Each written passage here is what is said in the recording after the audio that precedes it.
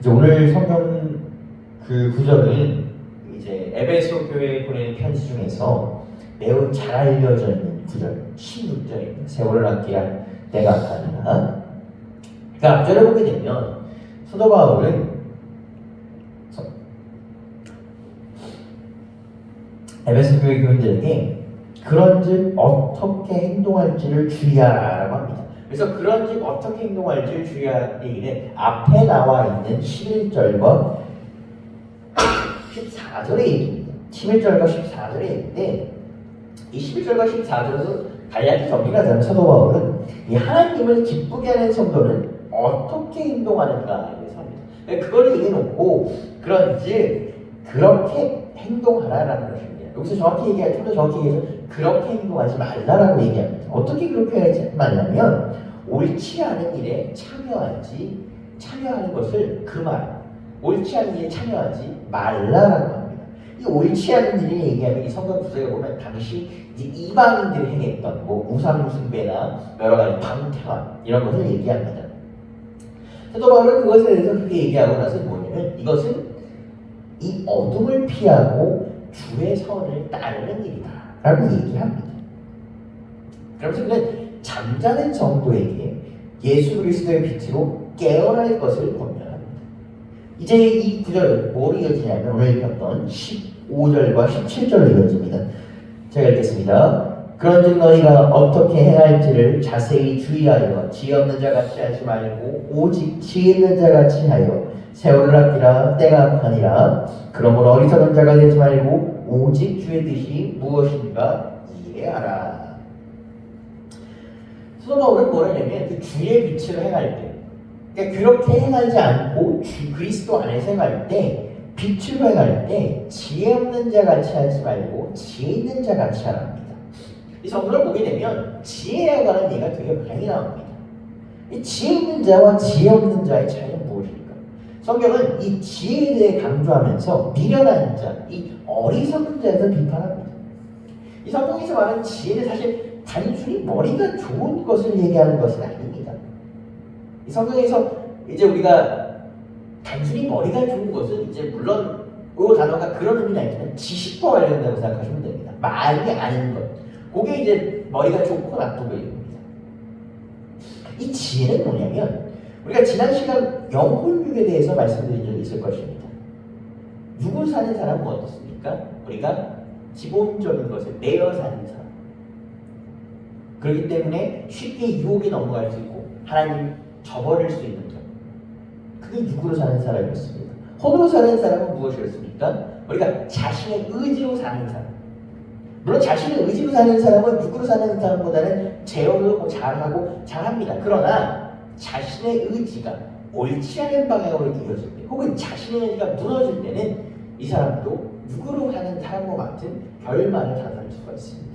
영으로 사는 사람은 무엇이었습니까? 하나님께서 그 사람을 만드실 때 하나님 형상대로 만들어졌는 사람이 그 하나님의 영으로 사는 사람이라고 얘기했습니다. 이 하나님이 영으로 사는 사람인데 이 하나님은 이 영을 통해서 사람과 소통하십니다. 영을 통해 사람에게 하나님께서 그 사람에게 원하시는 바를 보여주십니다. 이 영을 통해 하나님이 사람에게 지혜를 불어넣어 주십니다. 그래서 성경에서는 뭐냐면 지혜 있는 사람은 하나님의 뜻을 아는 사람을 얘기합니다. 하나님과 소통하는 사람입니다. 우리가 그냥 기도를 많이 강조합니다. 기도는 뭐냐면 하나님과의 대화의 호흡입니다. 물론 기도를 할 때 하나님 우리에게 뭐를 주세요, 뭘 해주세요. 틀린 것은 절대 아닙니다. 하나님 얘기하십니다. 간구하는 자에게는 들어주신다. 그러나 보다 기도는 하나님이 그 기도를 통해서 우리에게 원하시는 바를 보여주시고 우리와 소통하신다고 얘기했습니다. 이것이 우리가 성경에 얘기하는 지혜 있는 자인데 이 지혜 있는 자의 대표적인 사람은 누구였습니까? 솔로몬입니다. 이 솔로몬을 보자면 솔로몬은 사실 이스라엘의 왕이 되었지만 왕이 될 수 없는 사람입니다. 바세바의 아들이었습니다. 우리가 뭐뭐 알다시피 그 당시에 그 다윗과 바세바의 간통 사건은 사실 엄청난 다윗 정도 되는 그 이스라엘의 초대 국왕 정도 되는 거기 때문에 사실 왕권을 유지할 수가 있었지 만약 그러지 않았으면 동서고을 막론하고 그 당시 그 왕권을 유지하기가 어렵습니다. 다윗이 그 여기저기 쫓겨다니는 동안에도 어떻습니까? 다윗을 지지할 다윗이 버텼던 그 이유 중 하나가 무엇이었냐면 다윗을 따르는 그 군인들이었습니다. 다윗을 따르는 사람들은 그 중 하나가 누구였습니까? 다윗이 죽이라고 바스바의 남편이었습니다. 근데 그 사람을 해하고 어떻게 됩니까? 바스바 그 아들이 솔로몬이었어요. 그렇기 때문에 솔로몬은 사실 왕이 될 수 없는 사람입니다. 그러나 하나님께서는 뭘 합니까? 솔로몬을 택하셨습니다. 왜? 솔로몬을 통해서 이 솔로몬이 하나님의 뜻을 헤아려서 이 백성을 잘 이끌 사람이라고 생각하셨기 때문입니다. 그렇기 때문에 솔로몬을 택하신 것입니다. 그리고 솔로몬은 무엇입니까? 하나님의 그 뜻을 헤아렸습니다. 하나님의 그 뜻을 헤아렸습니다. 성경에서 얘기하는 것처럼 어리석은 자가 되지 않았고 주가 나에게 원하시는 바가 무엇인지를 헤아리는 사람이 솔로몬이었습니다. 그렇기 때문에 솔로몬은 하나님께 뭘 합니까? 하나님, 당신의 백성을 이끄실 지혜를 나에게 주십시오라고 얘기합니다. 그리고 하나님은 그 얘기 어떻게 합니까? 지혜와 더불어 많은 복을 허락합니다. 이 솔로몬의 이야기는 우리에게 하나님을 뜻을 헤아리고 따르는 자, 지혜 있는 자는 뭐다? 하나님과 소통하는 자라는 거예요. 그렇기 때문에 얘기합니다. 사도 바울은 어리석은 자가 되지 말고 주가 우리에게 원하는가가 무엇인가를 아는 거예요. 그것은 우리 하나님께서 우리에게 주신 지혜를 통해서 알 수 있으며 그것은 우리가 할 수 있는 것이 아니라 하나님께 간구했을 때 하나님께서 우리에게 부어주시는 것입니다. 여러분 우리는 지혜 있는 자가 되어야 됩니다. 사도 바울은 에베소 교인들에게 얘기했습니다. 지혜 있는 자가 되어요. 그리고 우리에게 오늘 얘기합니다. 지혜 있는 자가 되어요. 여러분 여러분의 삶 가운데 하나님께서 여러분에게 원하시는 바가 무엇인지 하나님께서 여러분을 통해 원하시는 바가 무엇인지를 깨달으시길 바랍니다. 그를 통해 하나님의 지혜를 이를 성취하시길 바랍니다. 하나님 여러분 각자에게 사명을 주셨습니다. 소명을 주셨습니다. 이루시길 바랍니다. 여러분이 여러분의 의지에 노력을 이루는 것이 아니라 하나님께서 여러분에게 원하시는 바를 그 하나님께 물으시길 바랍니다. 그리고 하나님께서 여러분에게 알려주시길 바랍니다. 그를 통해서 이루신 여러분 되시길 바랍니다. 이 사도 바울은 이렇게 얘기하고 나서 뭐라고 얘기하냐면 지혜로운 사람들에게 세월이 악한 때가 악하니 세월을 아끼라고 얘기합니다. 이 영어편을 보게 되면 이거 두 가지로 나옵니다. 첫 번째 이제 우리가 얘기하는 좀 더 오래된 성경 버전, 킹제임스 버전에 Redeeming the Time이라고 나와 있고, 이게 지금 NIV, 이게 조금 더 현대 버전의 성경을 생각하시면 되겠죠. NIV 성경에는 Making the most of every opportunity라고 나옵니다. 첫 번째 표현은 뭐냐면 이 redeem이라는 단어인데 이 redeem이라는 단어는 그 제가 거기 보면 그 저희 본문에 적어놨습니다. 이 redeem이라는 단어는 속량이라는 뜻입니다. 우리가 속량에서 많이 봤습니다. 예수님께서 우리의 죄를 속량하셨다. 거기서 나오는 단어이 속량입니다. 속량의 뜻은 죄의 모든 노예를 정당한 값을 지불하고 이것을 보다 친구를 해방시킬 때 사용하는 것입니다. 헬라어는 뭐라고 하냐면 엑스트라 몰아줬는데 값을 주고 사다라는 뜻입니다. 엑스트라 몰아줘, 속량하다. 사도바울은 우리에게 이렇게 얘기합니다. 시간, 때를 속량하라는 것입니다. 이 때가 지금 이 때가 악합니다. 그렇기 때문에 사도 바울은 그 세월을 아끼라, 그 옳지 못한 주의 뜻에 옳지 못한 그 어둠에 속해 있는 시간을 아껴라. 그것을 속량하라. 뭐라? 주의 피로서, 주의 능력으로서 이것을 아끼라라고 얘기합니다. 두 번째는 우리에게 뭐라고 얘기하냐면 모든 기회를 엿보라라고 얘기합니다.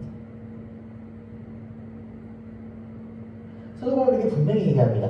이 지금 우리가 지금인 때가 악합니다라고 얘기합니다. 사실 우리가 성경을 보면 이 때가 선하다고 나온 적이 사실 많지 않을 때가 많습니다.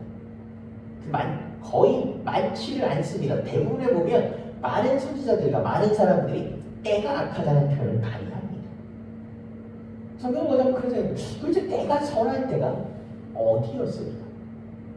성경이 때가 선할 때는 어디라고 얘기합니까? 우리가 하나님께서 해주신 말을 들었을 때. 여기서 때가 악하다는 것은 우리의 행동이 방종하고 우리의 나쁜 것을 얘기하기도 하지만 성경에서 때가 악하다는 것은 항상 어떻습니까? 우리의 생각이 하나님을 앞섰을 때를 말하는 것입니다. 성경은 얘기합니다. 지혜 있는 자는 뭐라? 하나님의 뜻을 듣는 자라고 얘기합니다. 하나님과 소통하는 자, 하나님의 뜻이 무엇인지 아는 자라고 얘기합니다. 우리가 때가 악할 때, 즉 우리의 생각이, 우리의 교만이 앞에 있을 때는 뭐입니까? 악하다고 얘기하는 것입니다. 우리는 그럴 때 우리의 생각을 듣는 것이 아니라 하나님께서 우리에게 뜻하신 것, 하나님께서 우리에게 말씀하시는 것이 무엇인지 엿보라 라고 이렇게 사도 바울이 우리에게 권면하고 있습니다. 여러분, 지혜 있는 자는 지혜 있는 자는 항상 내 뜻보다는 하나님의 뜻. 아까 우리가 다윗 얘기를 했습니다. 우리 다윗을 보다 보면 다윗이 이런 흠이 많은 것 같은데 하나님 왜 다윗을 주목하셨을까? 다윗은 항상 내 뜻, 나의 때를 본 것이 아니라 하나님의 때를 생각했습니다. 주여, 이럴 때 어떻게 해야 됩니까? 라고 물었습니다. 하나님은 다윗에게 얘기해 줬습니다. 이럴 때 이렇게.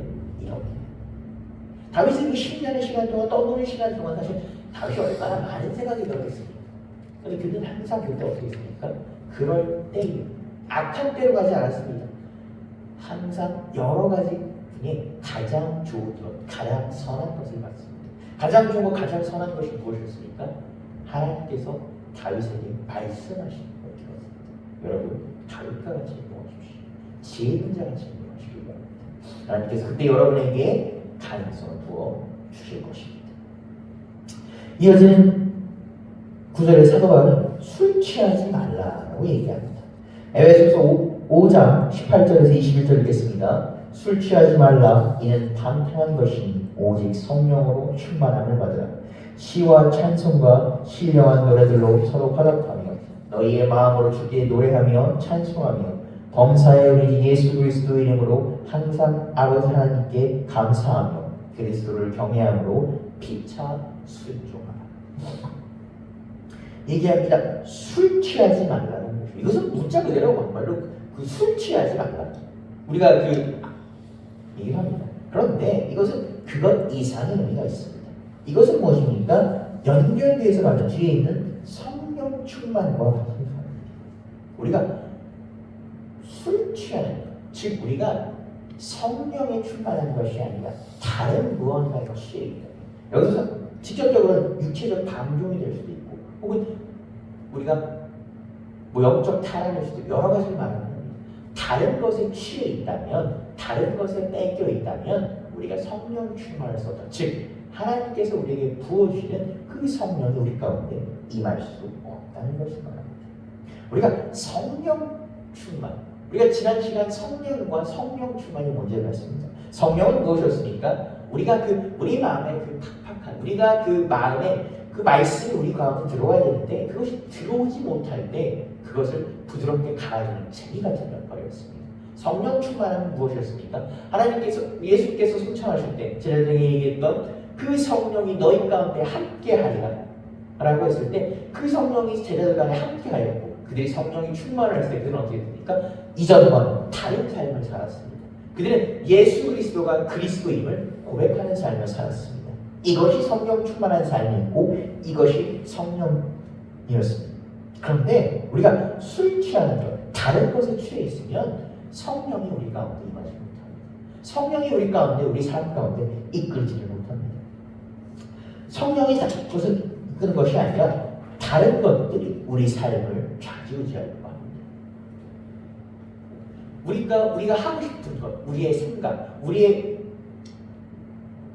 뜻, 우리가 그 육체적인 이끌, 그것들이 우리를 하게 되는 것입니다. 우리 술 취하면 어떻습니까? 자기를 절제하지 못합니다. 가장 우리가 술 취하고 하는 말 중에 가장 하는 것 중에 실수하면 많이 실수한다고 그러죠. 행동이 과학에 실수한다고 합니다. 왜 그렇습니까? 절제하지 못한다는 거죠. 술 취한 사람은 절제하지 못합니다. 다시 성경에서 술 취하지 말라는 건 가장 큰 이유는 절제하지 못하기 때문에 하지 말라는 것입니다. 술에 취한 사람은 절제하지 못합니다.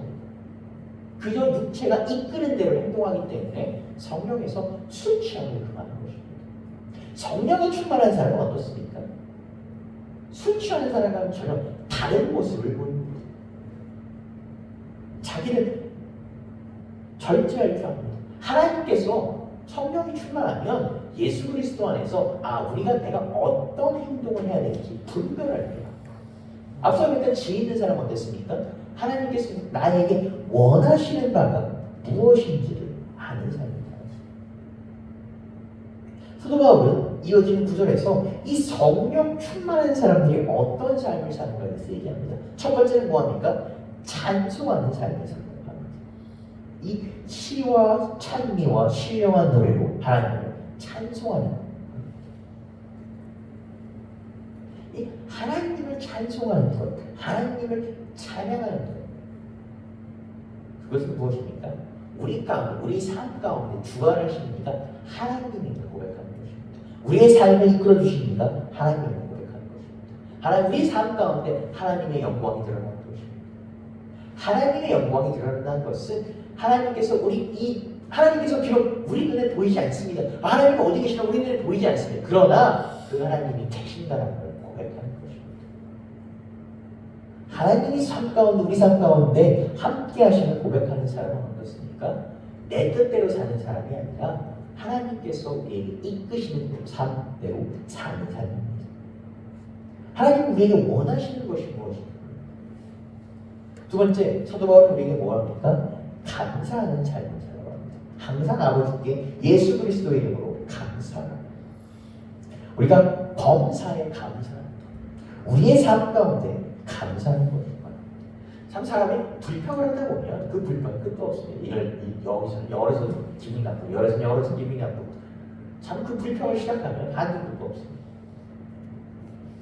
그런데 작은 것에 하나 감사하기 시작하면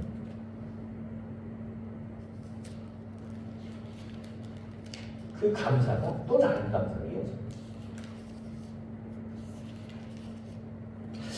제가 새롭게 들어왔을 때 워낙 이렇게 차를 타고 새롭게 들어오는데 문을 열고 이렇게 딱 들어오는데 어느 순간 그런 마음이 들어요.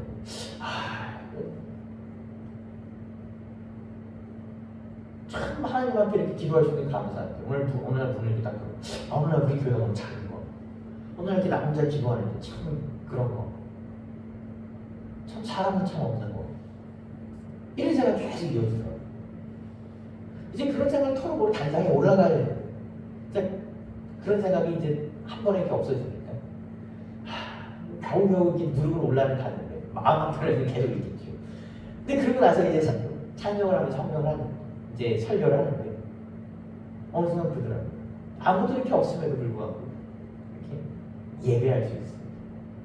또 우리가 이렇게 아무도 없음에도 불구하고 이렇게 예배 촉소를 주시고 하나님께서 이렇게 기적과 같이 나를 이끄시고 이게 감사하는 생각이 듭니다. 사람은 우리가 감사하는 삶과 불평하는 삶은 참 똑같은 환경일 수 있습니다. 그러나 어떤 생각을 하느냐에 따라서 이끌어집니다. 다른 것입니다. 사도 바울은 우리에게 뭐합니까? 감사하는 삶을 살아요. 사실 감사 어렵습니다. 감사 어렵습니다. 사람은 나한테 부족한 것이 먼저 보입니다. 나한테 없는 것이 사실 먼저 보입니다. 그러나 사도 바울은 우리에게 뭐라고 합니까? 그럼에도 불구하고 감사해요. 왜? 우리를 여기까지 이끄시는 우리를 그리고 앞으로 채우심은 오직 하나님께서 행할 것이다 라는 것입니다. 에베소 교인들은 이방인으로 살았습니다. 이방인으로 사는 삶, 사실 기독교인으로 사는 삶보다 쉽습니다. 그냥 하고 싶은 대로 하면 돼요. 편하게 살면 돼요. 그러나 그들이 기독교인이 되면서 여러 가지 제약들이 많았습니다. 어느 순간 그들이 불평하는 마음이 들어왔을지도 모릅니다. 그러나 그들이 하나님께서 우리를 이끄셨구나, 하나님께서 우리를 부르셨구나 라는 감사의 마음으로 보게 되면 어떻습니까? 그들의 삶 가운데 감사가 있는 것입니다. 우리도 마찬가지입니다. 우리가 감사하는 삶, 그 감사하는 삶 가운데 하나님은 우리를 통해서 거두시기를 바랍니다. 우리를 통해서 무언가를 또 일어나십니다. 하나님이 여러분의 삶 가운데 여러분이 하나님께 감사함 통해서 오늘도 여러분의 삶 가운데 이루시길 바랍니다. 오늘도 여러분의 삶을 통해서 하나님이 여러분을 거두시기를 바랍니다. 마지막에 이제 하나님은 무엇입니까? 이제 사도 바울은 그리스도 안에서 경외하고 피차 복종하라라고 합니다. 사실 이 복종하라라는 단어가 참 어렵습니다. 요즘 21세기에 참 맞는 단어가 아닙니다. 21세기는 맞는 단어가 아닙니다. 이 단어를 21세기로 좀 사도 바울이 우리에게 말한 의미가 어떤지를 제가 사도 바울 직접 아니지만 주석서나 이런 샵에서 바꾸면 서로 존경하라 정도로 생각하시면 되겠습니다. 사실 남을 존경하는 건 어렵습니다. 내 말이 더 맞는 것 같고 남 말하고 있는 것 같은데 내 말이 더 맞는 것 같습니다. 교회도 마찬가지고 신학생들끼리도 마찬가지입니다. 서로 내 말이 더 맞는 것 같습니다. 그러나 사도 바울은 존경하라.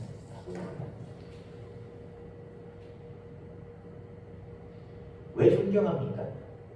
우리가 기도를 하고 뭘 하다 보면 하나님 나에게 이것을 부어주신 것 같습니다. 그리고 그것 내 말이 맞는 것 같습니다. 그런데 다른 사람은 또 다른 생각을 할 수 있다는 거예요. 누가 그러더라고요. 교회에서 싸움이 제일 많다. 왜? 뭐라고 하니까 서로 응답 많다고 합니다.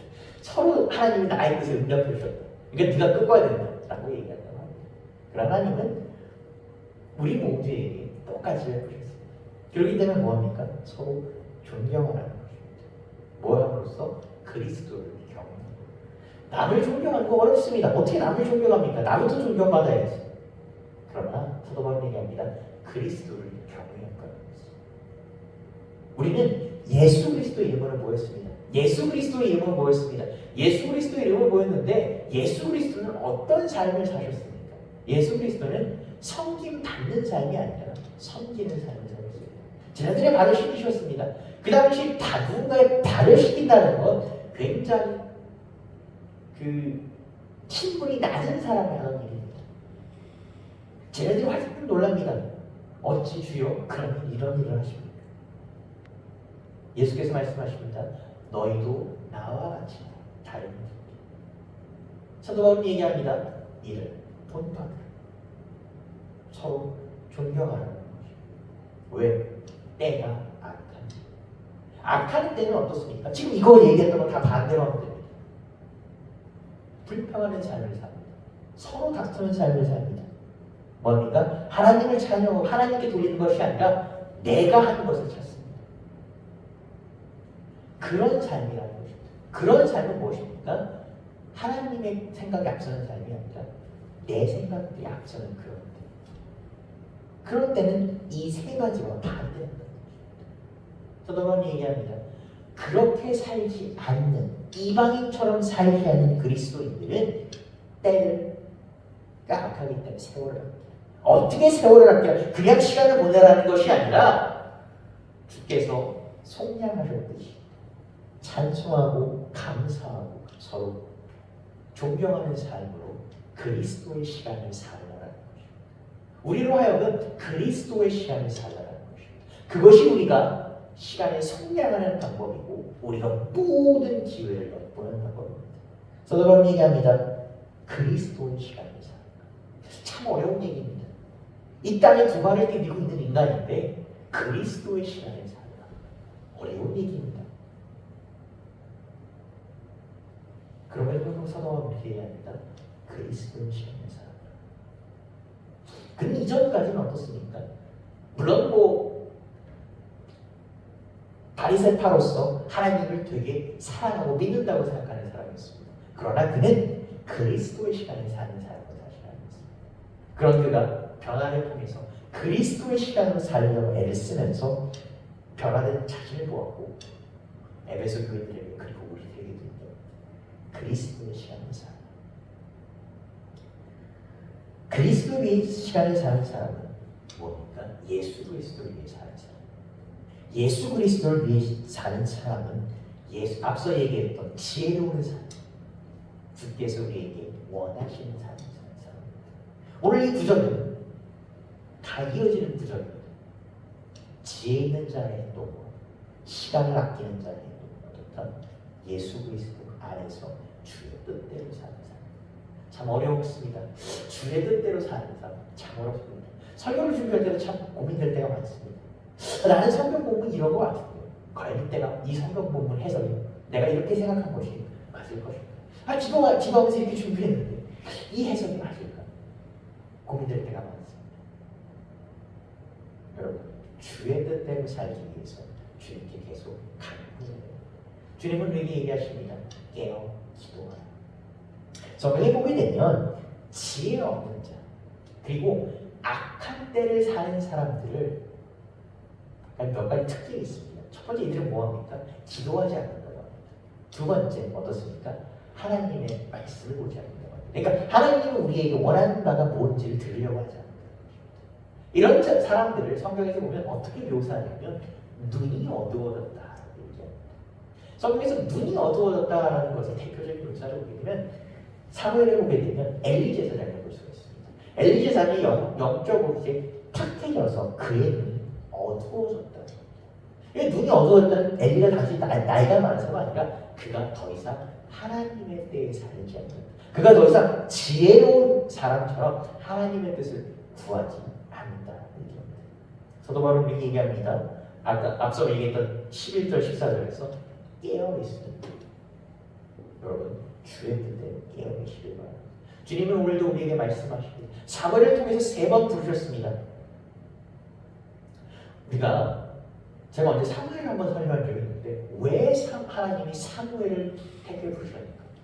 여러 가지 이유가 있을 수 있지만 왜 하나님이 사무엘을 택해 부르셨는가? 엘리와 비교해보면 우리가 추론해볼 수 있습니다. 엘리는 어땠습니까? 영이 죽어 있었습니다. 사무엘은 그 하나님의 그 3번의 부르심, 사실 사무엘은 누가 부르는지 정확히 몰랐습니다. 그렇기 때문에 엘리에게 가게 되지요. 그러나 그 부르심을 들을 수 있는 준비가 되었었어요. 자세가 되었었어요. 그렇기 때문에 하나님의 부르심에 답을 할 수 있는 것입니다.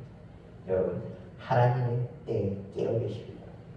지혜로운 삶을 사시고 찬송하는 삶, 감사하는 삶, 서로 존경하는 삶을 사십시오. 이것이 그리스도에게서 우리에게 원하시는 것입니다. 여러분께서 오늘 하루 또 이번 한 주는 주님께 드리는 이 여러분의 시간이 아니라 주와 함께 하시는 그런 시간 보내신 여러분 되시기를 주님의 이름으로 축복합니다. 기도하시겠습니다.